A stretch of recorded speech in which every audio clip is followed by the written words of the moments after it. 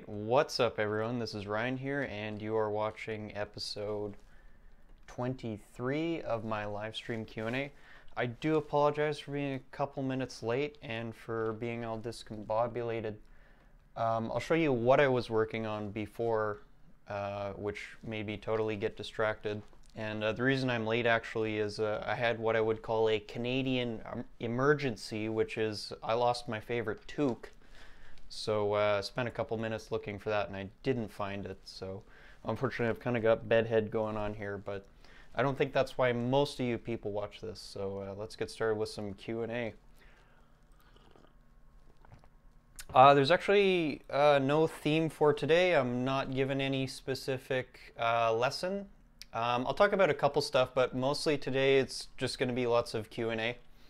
I'm going to try and get as many questions in as possible. But before we get to that, I would just like to thank the following people for helping me out on Patreon. So that's going to be Seth Keegan, Shan, Tina Fredericks, Tony Jones Jr., Trevor Halvorsen, Bassam Helal, Nanotech, Shadow, Mr. Bidwell, Sushil Chanda, and Elad Stavi. If you would like to throw me a couple bucks for helping you out or answering a question, or if you like one of my videos, please do consider supporting me on Patreon. The link should be down below. So, let me just pull up the graphic that I was working on earlier, and I'll show you why I was late by a couple minutes. But, yeah, where are we? There we are. So basically what I did is the other day in the WiseAss Slack channel, and if you would like to join the WiseAss Slack channel, you can jump on my Facebook and you will find the link to it somewhere there. Or if you check on my video, there's a channel recently that's called something like Slack channel / announcement. And if you would like to join the WiseAss Slack channel, which is basically like a chat type application for programmers, then you can go find it. I'll eventually post it down below, but yeah. Anyways, lots of good discussion going on lately, and one of the people in the channel was asking some questions about my software architecture diagram. So this is the one thing I will talk about. So the diagram in question is right here, and so this is kind of my old software architecture diagram, and there was a couple of issues with it. Like, for example, it was kind of a mistake calling this thing the service layer. I did have some rationale for calling it that, but it's really probably just adding to the confusion and a bunch of crap like that. So anyways, longer story shorter, what I did this morning was I started rebuilding this diagram into something a little more presentable. Where is it? There we are. Which is, I just love this user interface. Okay. Which looks something like this. Are you going to let me zoom out? No, I'm sorry folks, I can't zoom out. Windows 10 won't let me, so that's absolutely wonderful, but hopefully you can kind of see what's going on here. Oh my god, that's ridiculous. Anyways, yeah, so this just says container. Basically, I'm just redrawing the same diagram except with a little sort of simpler and more streamlined approach and a little higher resolution.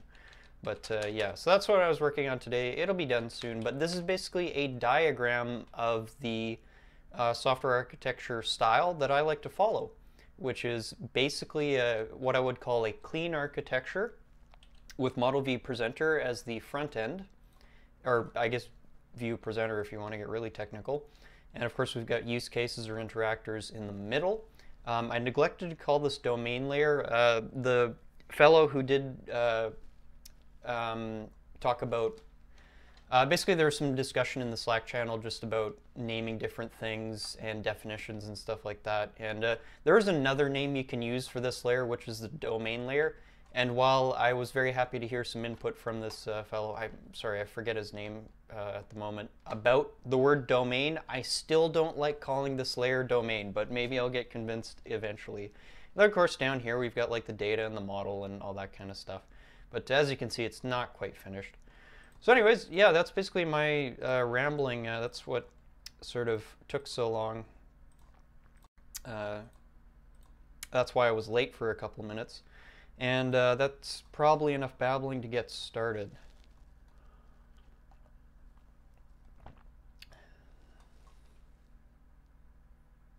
Okay, so this is a good question which I can finally give a bit of input on. So this question, let's see, it's from, not sure how to pronounce that, Pori Hacker, who's a regular. Let's see here. So Pori Hacker asks, I'm just going to copy and paste that question. So a lot of articles say that by next year, Kotlin will be a preferred language for Android. Do I agree with that? So here's the thing about Kotlin. So if you had asked me like 2 months ago, I did a video on this about 2 or 3 months ago, which was actually from the live stream as well. And basically, my opinion on Kotlin is that, so for starters, I do think beginners should still learn Java, the basics of it. Is that absolutely essential? Not absolutely, but I still think it is worth learning the fundamentals of Java. However, that being said, when you look at the resources and the names, the people who are currently working on Kotlin and the people who are supporting it, I would absolutely say that I won't say whether it'll be preferred over Java. I don't even think it's particularly useful to say that, and I think it's a transition which will occur over quite a long time. But as far as like by next year, will it be a preferred language? I would say that by next year you'll want to be learning Kotlin. There are already employers out there that like to see you learning it. So me, a couple other people, my friend B-Dag, who's, or that's his Slack name, Darrell, who's an amazing developer, writes most of his stuff in Kotlin now. I would absolutely suggest you learn it. Do I think it's going to like totally take over Android and they're just going to drop support for Java? Absolutely not within a year. I would say that's more of the scope of like a 5-year time window, but I don't really know. But yeah, I would basically say that will it be a preferred language? I don't know. Will it be supported probably as much or a little more as Java by that point? Possibly. So that's a very ambiguous answer, but that's the answer I have for you.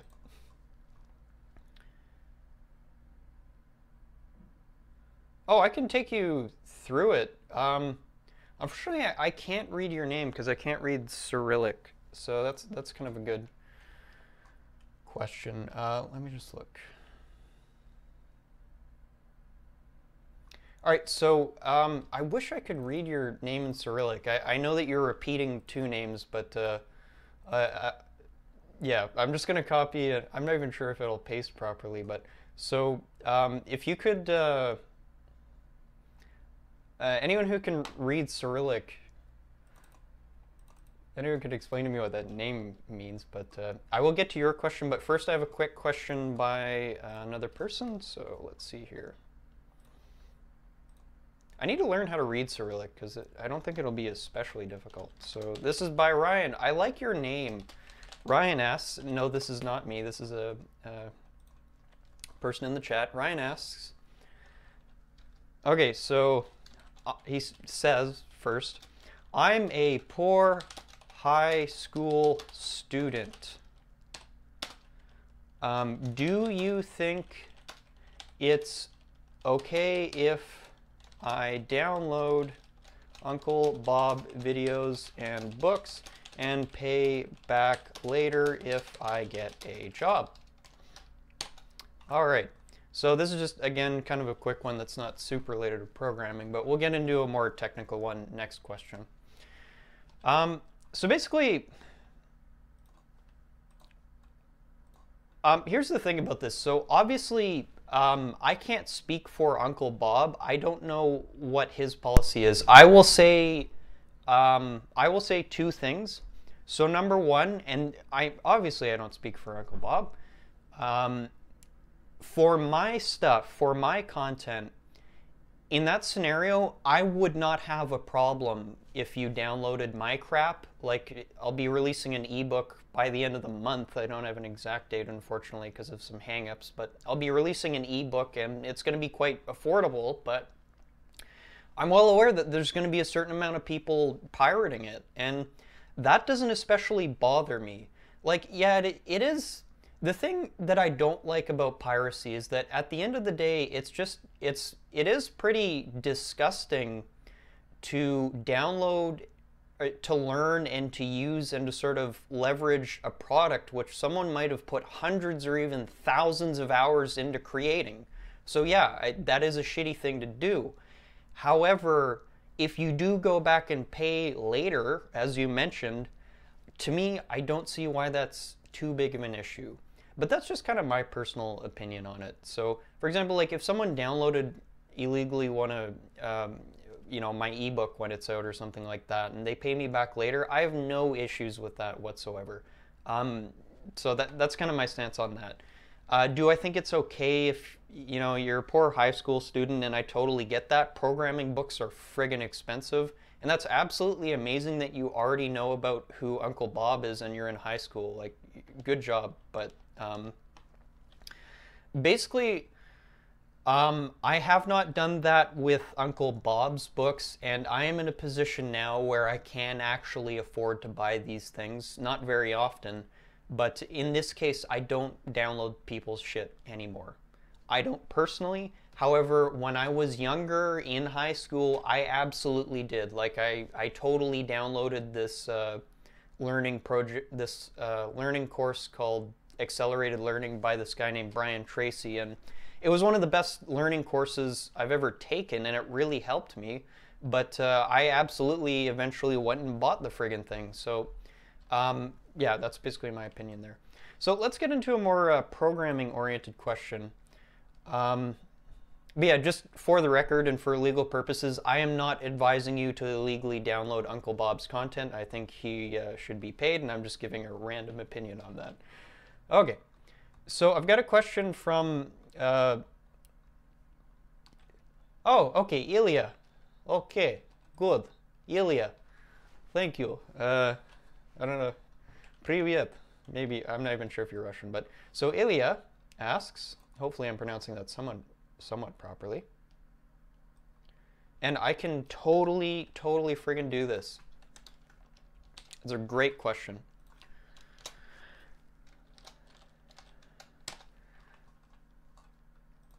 Okay, so this is the question by Ilya. Do I have any videos with explanations of this architecture? I'll talk about what this architecture is in a moment. I want to see how to organize it in a real project, as it will it'll help me understand it better. No need to apologize. So, like, Ilya, two things. Number one, this is a really good question. It's not a stupid question at all. And don't apologize ever for being a beginner. Like, if someone makes you feel bad because they're a beginner, then they're basically an idiot because they were a beginner at some certain point. So, no worries, man.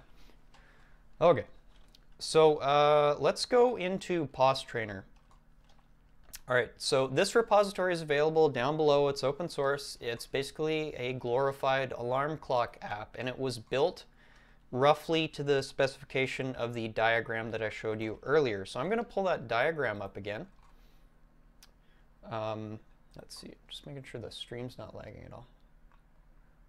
Okay, so let me just find this here. Totally forgot what I was doing.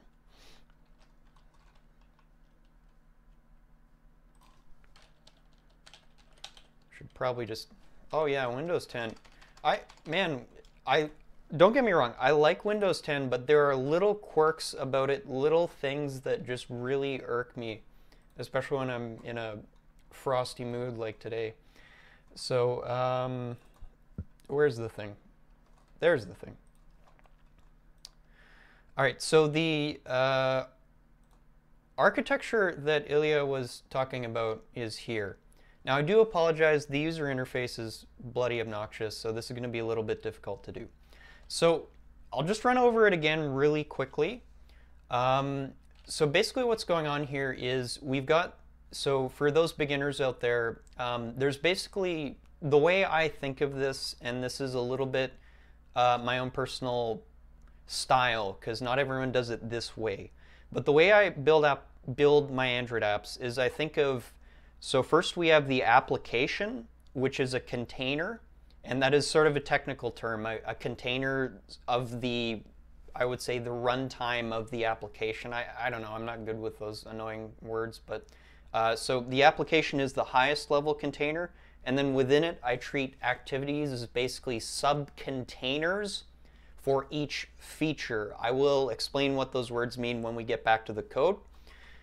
So we've got an application which contains an activity. Then the activity contains a fragment and a presenter.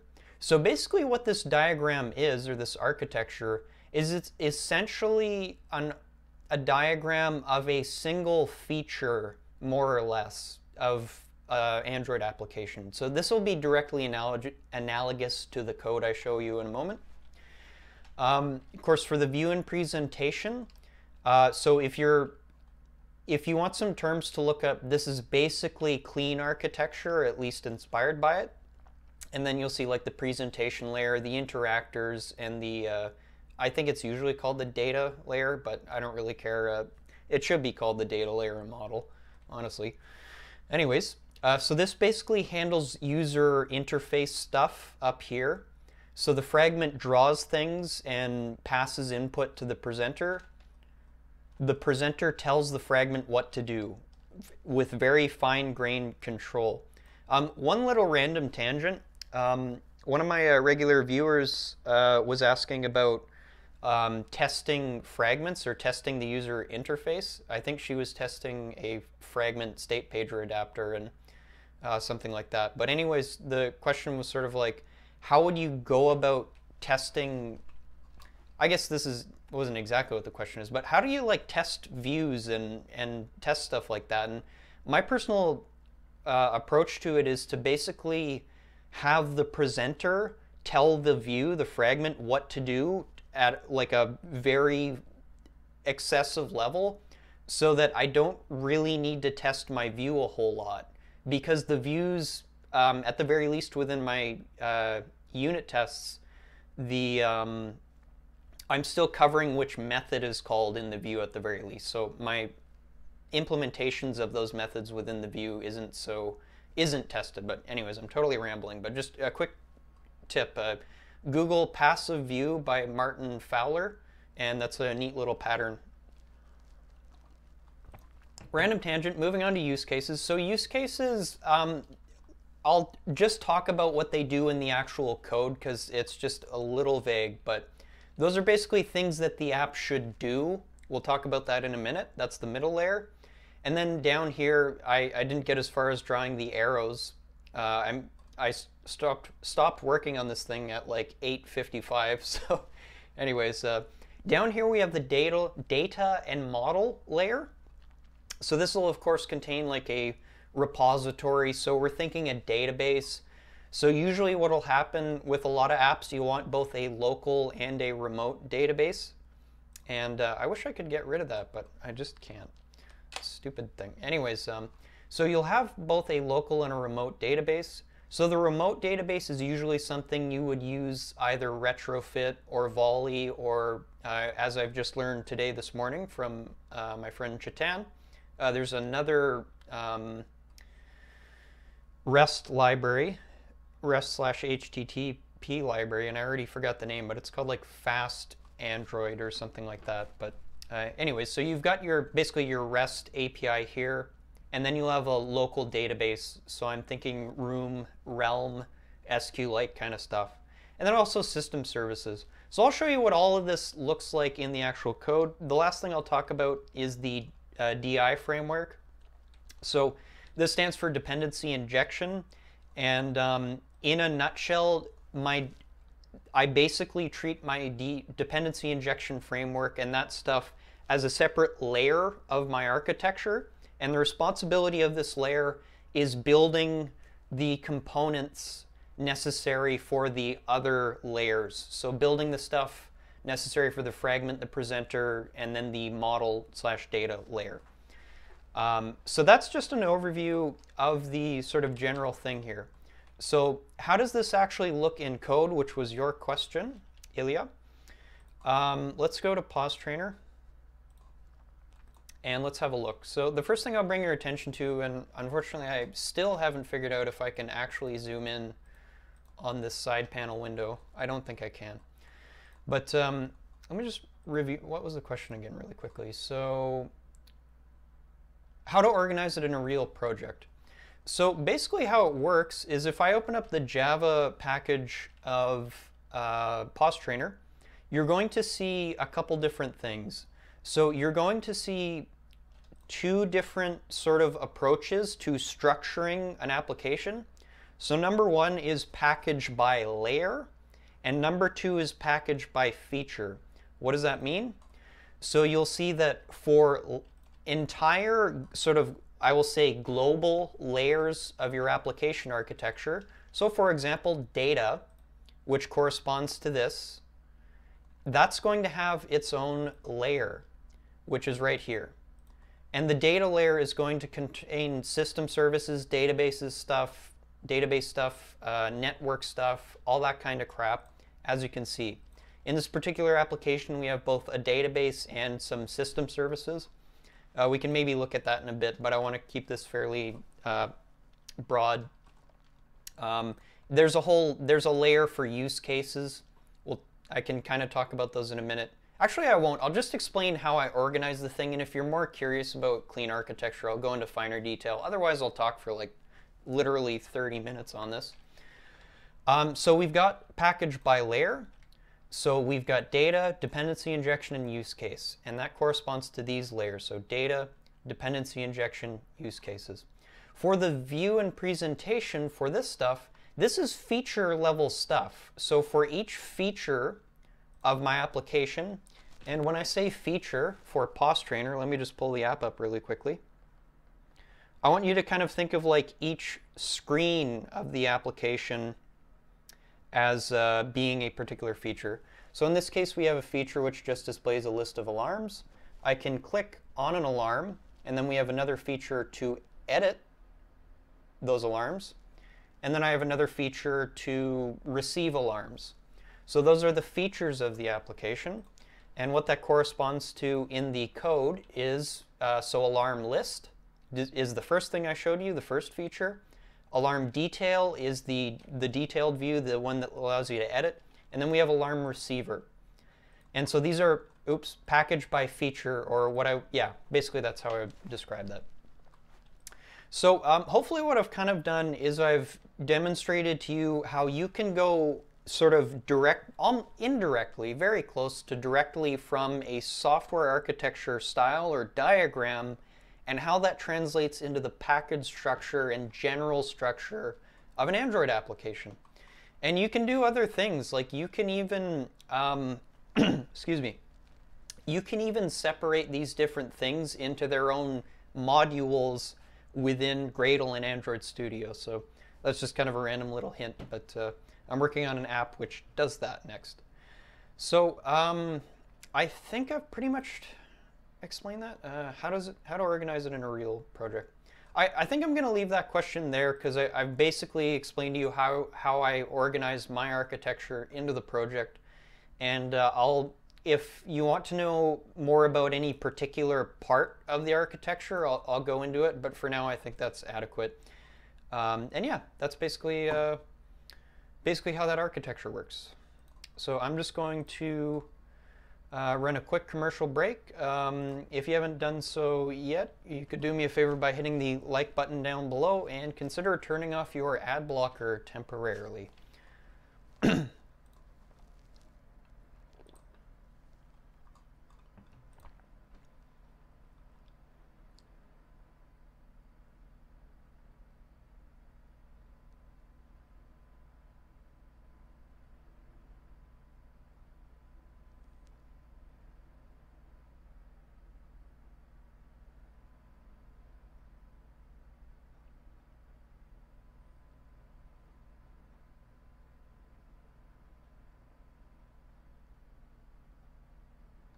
All right, so lots of questions today. Wonderful.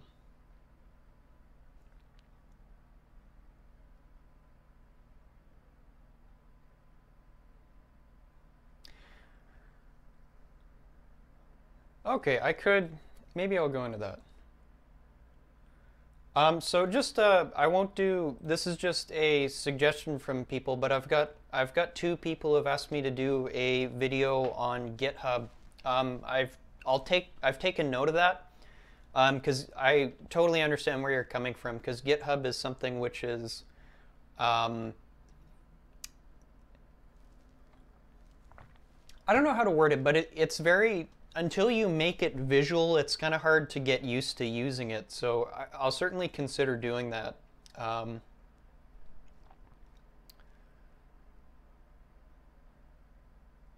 have a ton of questions, and I'm just trying to be a little bit selective here, so this will just take a moment.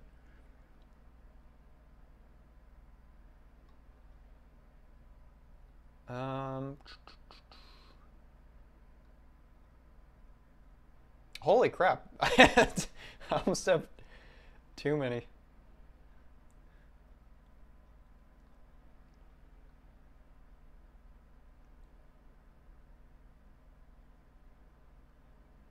So this will be a quick one. And I remember you are from Lithuania. I totally called that that name because it sounded very Lithuanian last time. So although I probably won't pronounce it correctly. So Emintas. Okay. So Emintas asks. I'm sure that's not how you pronounce your name, but I've spent 3 months as an Android developer. I still feel that I have so much to learn. How was your first 3 months, and how much time did you need to feel competent? All right, so this will be kind of a fun one for me to answer. All right, so how was my first 3 months learning Android? So the thing about this is you have to understand that for the first 2 years, I basically only learned Android in like 1 or 2 hours in the morning outside of my shitty full-time job that had nothing to do with programming. So I would say in my first 3 months, it was basically a process of just setting goals for building apps and just being totally aware and accepting of the fact that the first couple applications I build are probably going to look and function like shit. So that was basically, I would say, my first year was, because the thing about it is you have to understand, like when I started, which was back in 2014, if you think the resources for learning are bad now, they were way worse back in 2014. Like I almost don't remember seeing anyone really talk about software architecture back then. Like I would say people started to catch on to what Model View Presenter was in Android around like 2015 or something. There were developers who applied it, don't get me wrong, and there were open source projects that showed you how to do it, but it was very difficult to find. Google, their policy at the time, I'm quite sure, the Android team I should say, not just Google, their policy at the time was to not even really, they didn't recommend any particular software architecture. They really just gave you like a bare bones thing to work with and said, have at it. Here's an SQLite open helper, here's volley, blah, blah, blah. So that was horrible for me because it was very hard to find a source of truth. I just wanted one source, or 1 or 2 sources where I could look and be like, okay, what is the right way to do this? What is the right way to build an application? What are the right APIs to use? That's a big reason why I do this, is not to say that I always know what's right. Absolutely not. I'm still learning too. But just to have, I just wanted someone I could ask quick, simple, or sometimes general questions about for Android. So yeah, my first 3 months, I would say I didn't feel competent in Android for the first 2 years. Now, again, understand that that learning was like 1 or 2 hours a day and probably more like 4 hours on the weekends. So it's not like I worked as a developer for the first 3 months, not at all. So I would say after about 2 years, I started to feel competent. And really when that, actually 2.5, because after about 2.5 years, I started to build applications to model view presenter style architecture. And then I also started working with RxJava and Firebase and a couple things. And even though my implementations of them weren't that great, I did start to understand, okay, I can actually do this. I can actually build a decent application. So the thing about that, though, is I don't think that's going to apply to you because you're working. You've probably got people around you who, at the very least, know how to program. So I would think, honestly, man, I would say, like, give yourself 6 months to a year before you start kind of, like, don't just accept. I would say after about 6 months, you'll probably start to feel pretty competent with it. But again, it depends on how fast you learn, what kind of projects you're working on, that kind of stuff like that. So I'm not sure if that helped very much as an answer, but hopefully it was at least mildly interesting. What else have we got? Okay, I'll probably talk about use cases in a minute. Lord of Conduct asks if I've used a site like Lucidchart to make UML. Nope. I use pen and paper, or pencil and paper, mostly.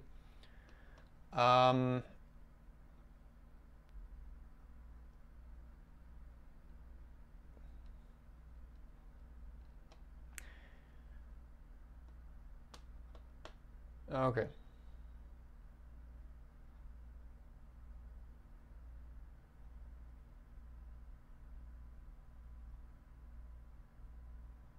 Yeah, just as a, this is just a kind of a comment from the question that was asked earlier about illegally downloading something. This particular person, in their country, they're like blocked from, it looks like, downloading or uploading or stuff like that. Oh, sorry, it's only illegal. It's illegal to upload in their country. So there's certain cases, like there are places where you kind of have to download things illegally, and I totally get that. Holy crap.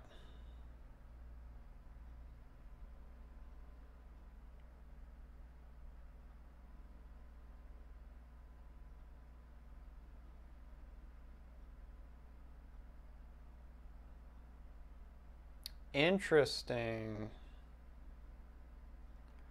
Okay, I've got, Jesus Christ, I've got so many friggin'.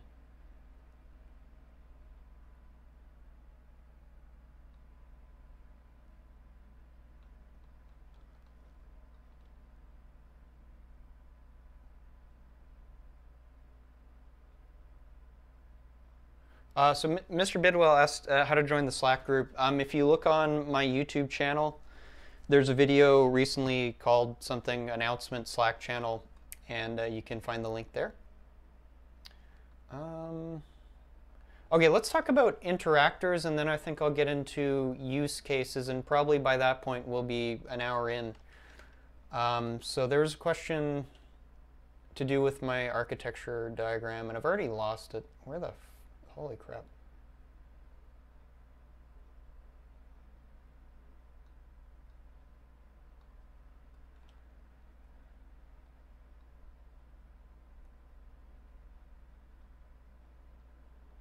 Sorry. There we go. Okay. Just too many questions to sift through, which is a good problem to have. So this question is by Joshua. What is a use case in the architecture diagram and interactors and that stuff? So basically, so I'm going to give you some.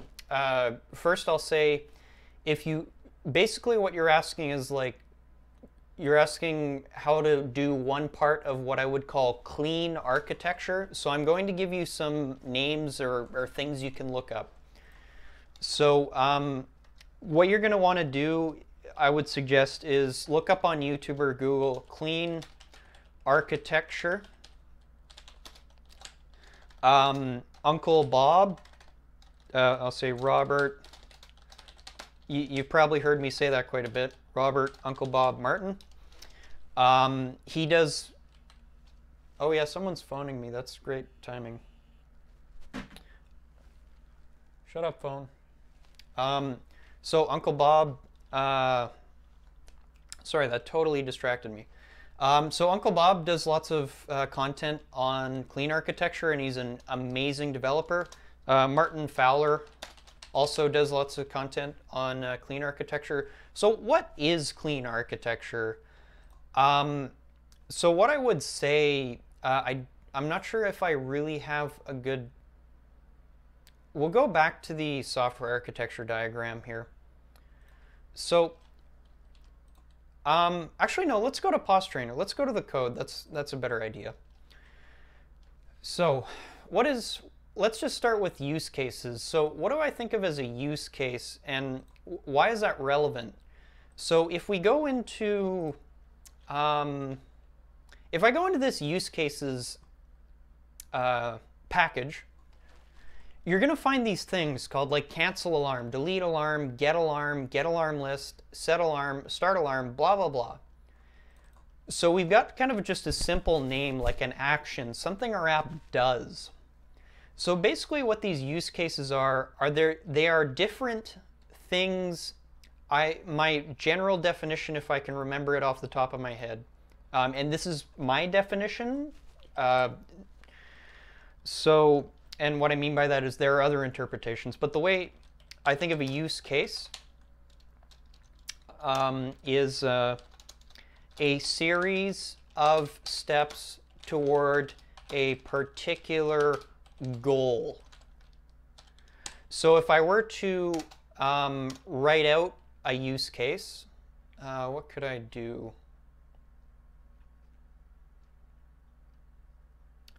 Let's just say, let's do something simple. This is just going to be a random thing, but like, for example, let's write out a use case for get alarm. So it's going to look something like,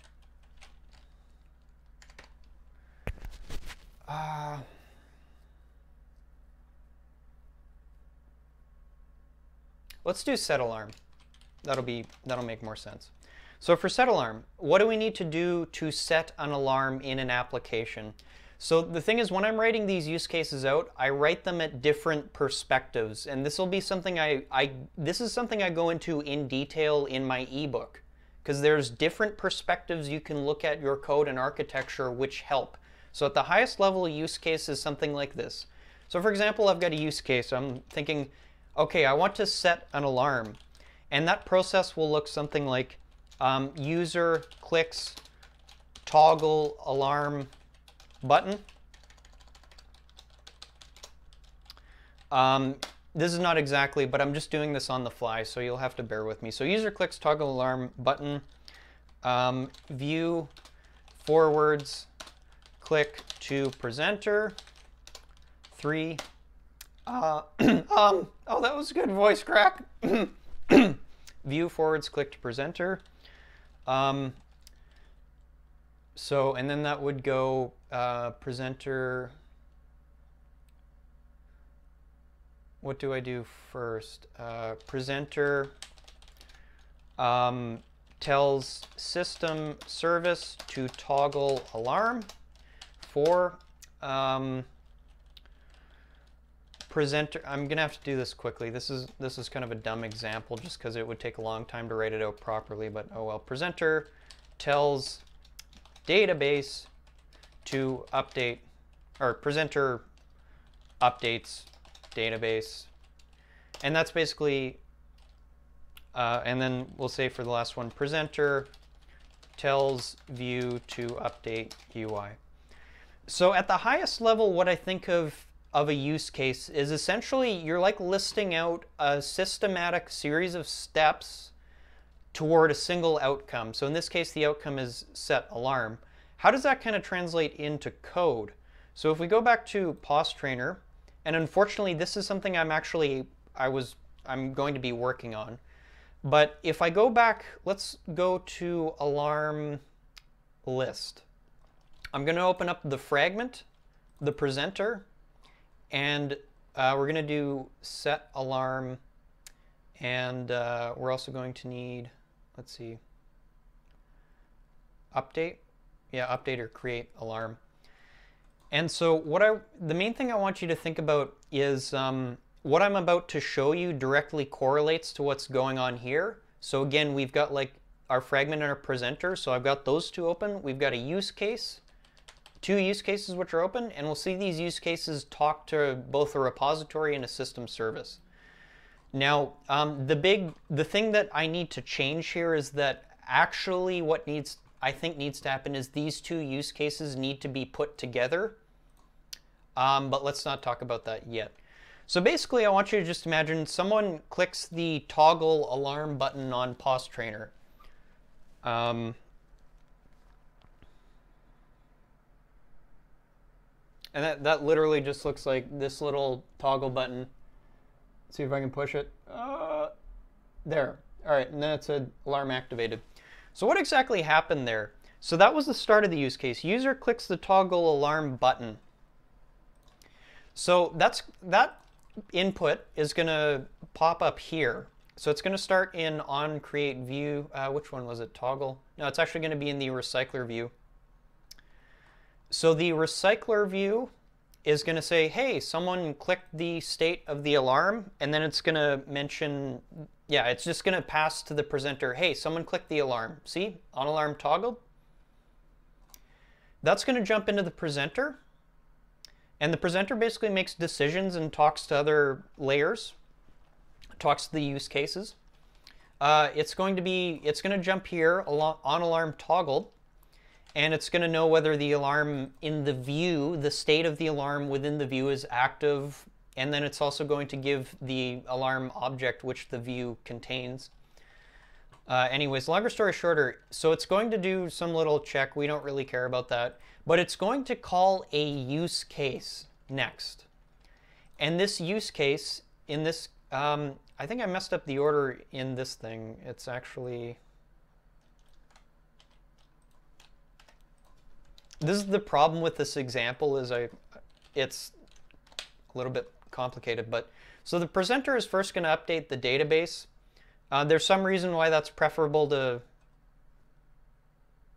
actually no, that makes sense because then the state of the alarm is consistent with the system service, but anyways, rambling.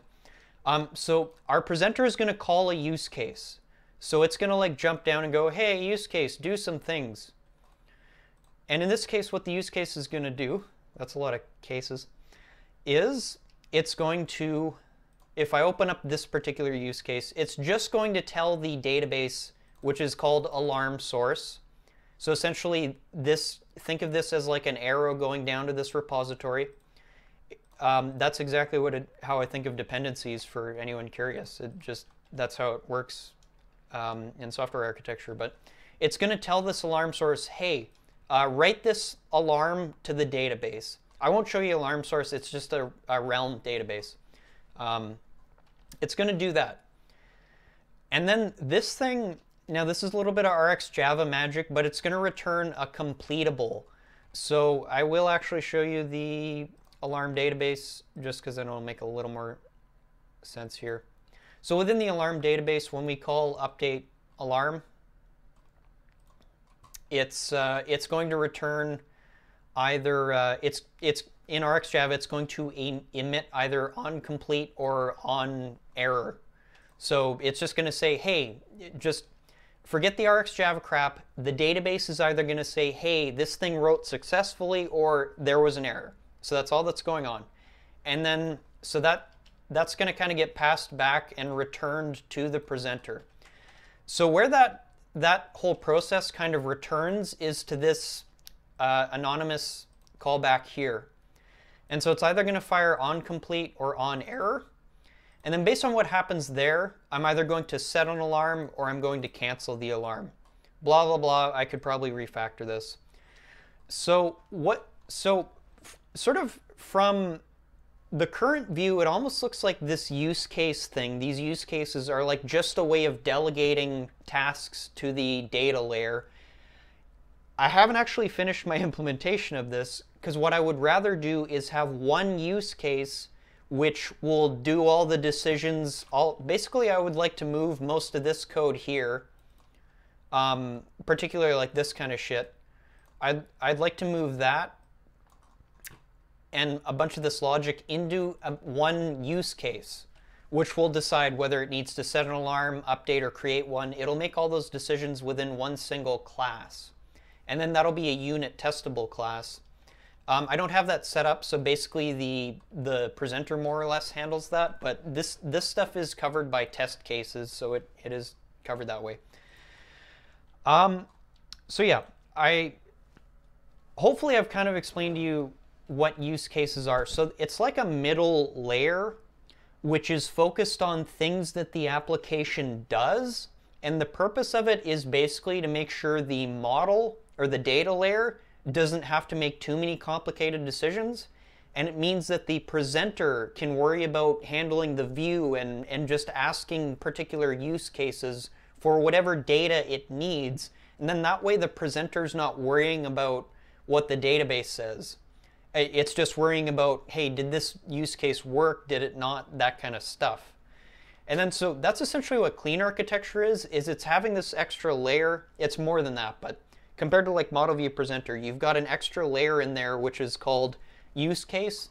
And to finally answer your question, if you've been wondering, programmers are really annoying in the sense that they like to use different words for everything. Now sometimes it's useful, but Uncle Bob calls this layer interactors. He would call this thing an interactor.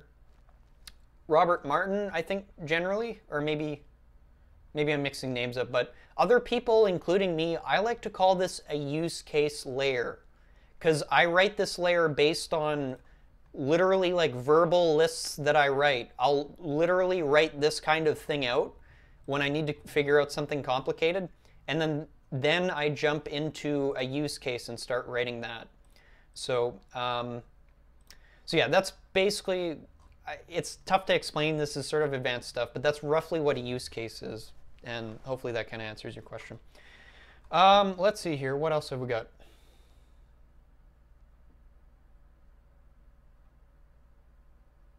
So, do I pass the presenter instance to the adapters? I don't know what you mean by adapters. My adapter is contained within the view, if you mean the Recyclerview adapter.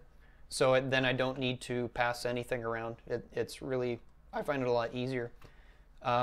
Just to actually answer that question, I believe what the question is had to do with, this is a big thing, this comes up a lot, is where should you put your, I'm going to make a question out of this. I'm not even sure if that was the actual question that was asked, but this is something that I've gotten asked a lot lately.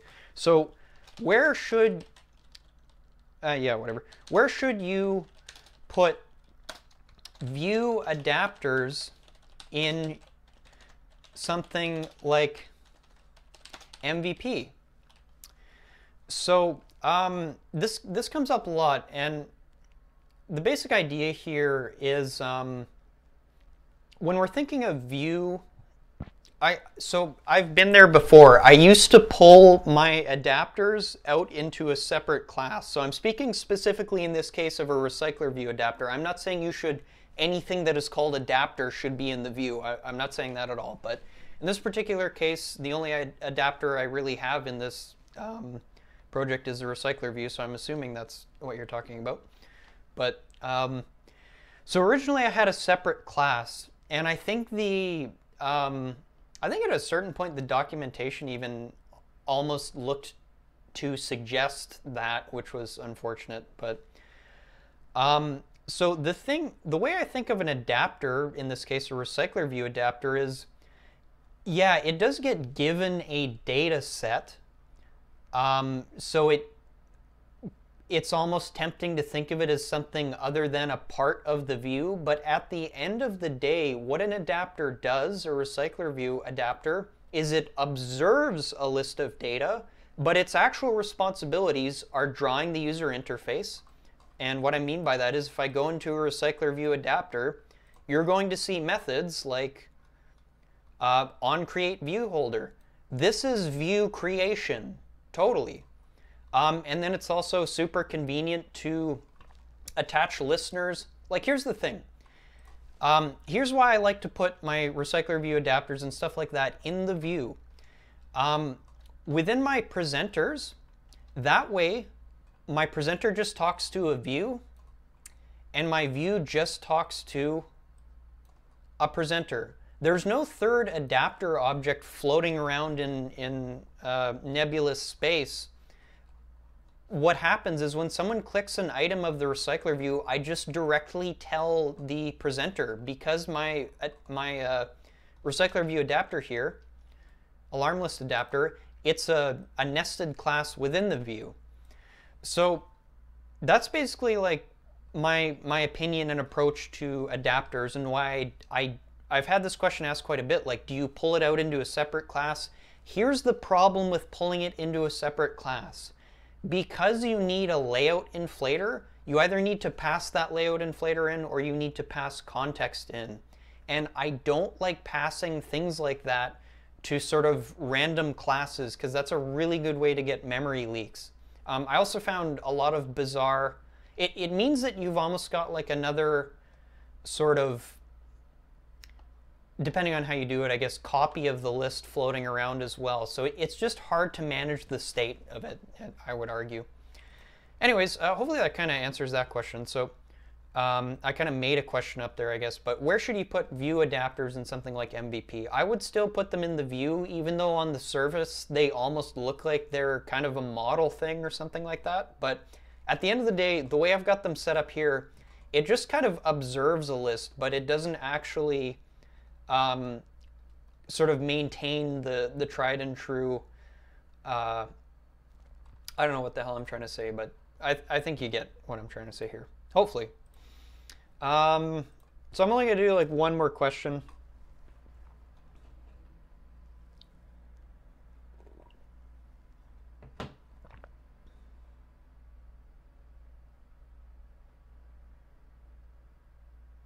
See, so this is kind of a follow-up question, but I'm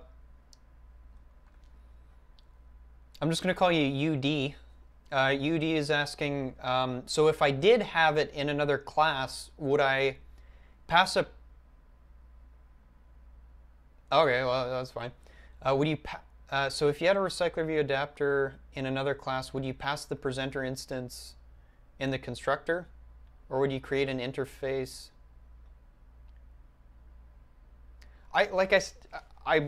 The short answer is I wouldn't put it in another class.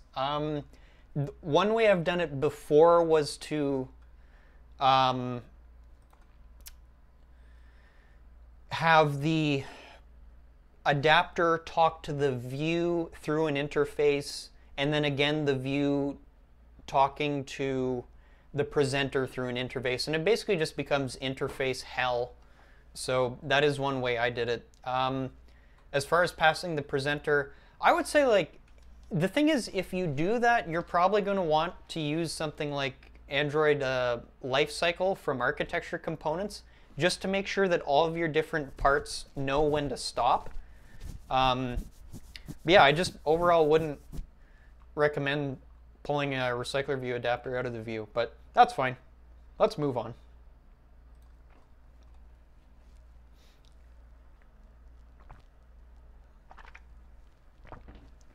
Like yeah, basically I wouldn't recommend it is my answer.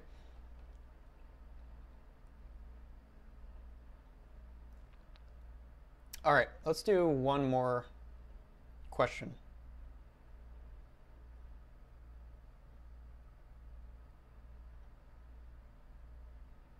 Interesting.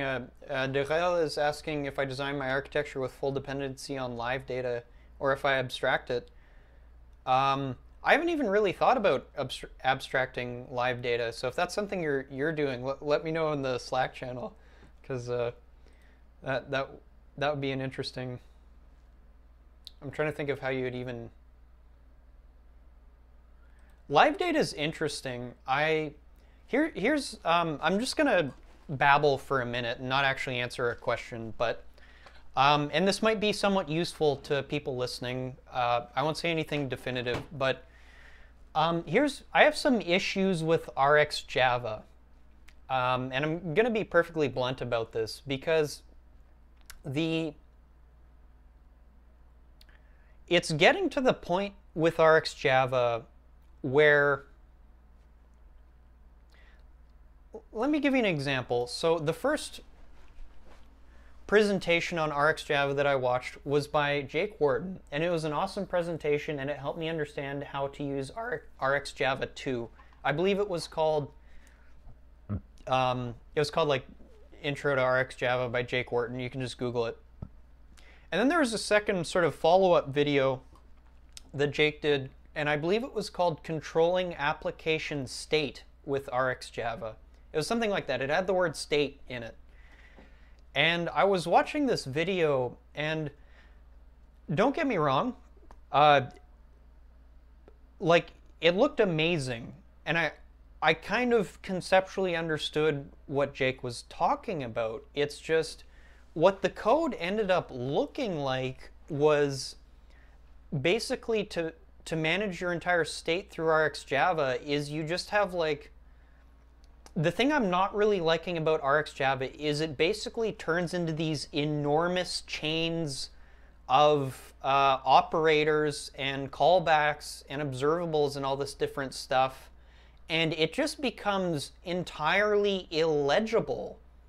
And so I'm going to be taking a really hard look at RxJava and live data, and I'm going to just basically pick one because I really like RxJava, and I do think people should learn it, and I think it's an amazing tool. It's just, it's so hard to actually figure out, like, okay, what is the most optimal way of doing this? Because there's one camp that says, basically, sort of the Jake Wharton camp, which is to control like the entire application's state with RxJava and all kinds of these different operators. And then it's really interesting. You model like every event as event and response as a data stream, and you somehow update the view within that. And it's really crazy. And then the other camp kind of basically says that it's RxJava's. I think there was a comment on that video which basically said RxJava is becoming a way to write very elaborate spaghetti code. And I don't really know where to go from there. So I'm going to be looking at live data. I've already implemented one application with live data, which was the Room 2017 tutorial application. Link down below if you're curious about Room, architecture, components, view model, and live data. And yeah, I'm just going to be taking a really hard look at it because I'm getting frustrated with RxJava 2.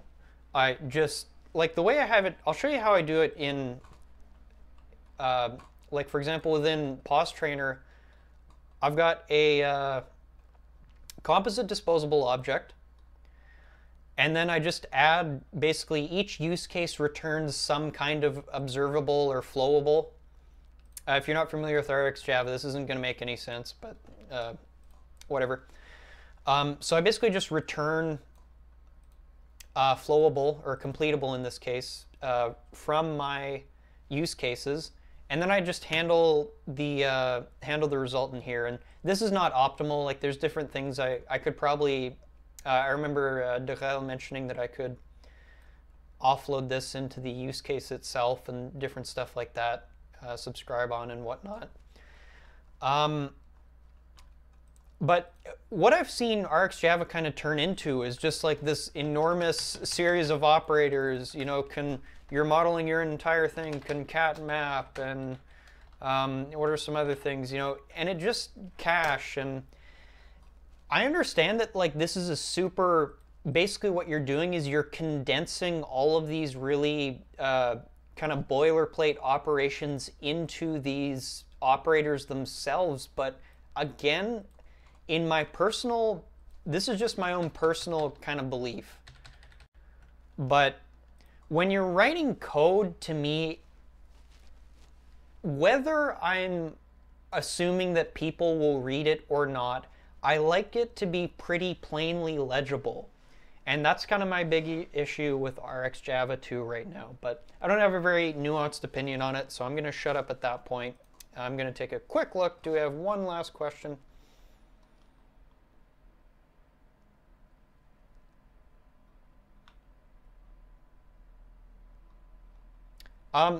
Okay, so I'll just answer this quickly. This is from Salman. So he's done Dagger 2, data binding, retrofit, a little bit of RxJava, and he's not sure what he should do next.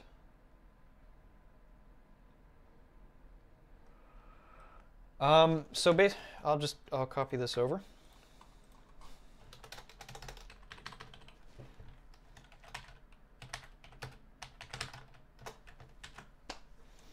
Okay. So the question is basically, so Salman has done Firebase, he's done Dagger 2, data binding, retrofit, a bit of RxJava. The thing about this is like, I don't really know exactly, I can kind of just guess at what applications you're using. The one thing you didn't list here is a database app. Sort of setup. Like, yeah, Firebase does have its own database system, but so my suggestion for what you might do next, if you're curious to know, I would suggest you either learn Room persistence library, and while you're there, you can learn Android architecture components because they're pretty cool. Architecture. Or you might also want to learn Realm. Realm is a NoSQL database. So I would learn one of those two. I wouldn't for the moment really look at any other databases. There aren't any other ways of doing it that I'm aware are better than those two. And yeah, basically familiarize yourself with those two. One thing, well, yeah, that's basically it. Like, my suggestion would, honestly, like, I don't really, here's my personal recommendation. I don't really suggest people learn sort of tools and APIs and concepts in isolation. I suggest you like pick a project that interests you that integrates all of these different things. And so, yeah, I mean, basically, I would say just try and build another app which uses Room or Realm or something like that, and consider wiring it up with Dagger 2 and data binding and all that kind of stuff. And yeah, that's basically my answer there. So that's basically going to be it. What's up, Bassam? I am doing well. I'm actually rested today. I don't really have any videos on too many libraries, unfortunately. All right, so that's going to be it for today. If you enjoyed the show and you haven't already, please do me a favor and hit the like button down below. So I just want to give just a really quick explanation for what's going on for the few people watching at the moment. I will be releasing a lot more content in November, but basically for October, I'm still working on basically the ebook is done. It's just I ran into some difficulties with Amazon has an absurdly long reporting period, and as a result, I'm going to be setting up the sort of download. I'm going to be setting up a digital download from my own website for the ebook, so that's been basically taking some extra time there. So, but I will make announcements when I'm relatively certain when it'll be released, but most certainly by the end of the month, hopefully by the 20th, but I don't know, I'm not going to hold myself to that. So that's basically it. Thanks for watching. Go jump on my Facebook or the YouTube, and you will find a link to the WiseAss Slack channel if you want to ask me questions throughout the week.